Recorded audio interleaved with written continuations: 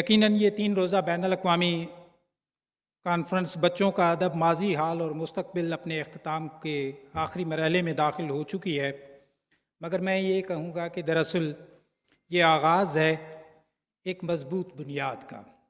پچھلے 3 دنوں کے اندر پاکستان اور بیرون ممالک سے بچوں کے ادیبوں، تخلیق کاروں، شاعروں اور محقوقوں کی بڑی تعداد نے اس میں شرکت فرمائی اور نہایت پرمغز مقالات پیش کیے۔ اکیڈمی ادبیات کو 75 سال میں پہلی بار پاکستان میں سرکاری سطح پر بچوں کی کانفرنس 3 روزہ منعقد کرانے پر مبارکباد پیش کرتا ہوں۔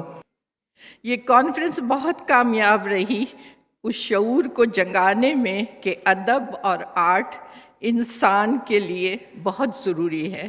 اس نوعیت کی کانفرنس جس میں شریک ہو کر ایک روحانی تسکین حاصل ہو، تو میری پہلی مرتبہ ایسی کانفرنس ہم نے دیکھی ہے۔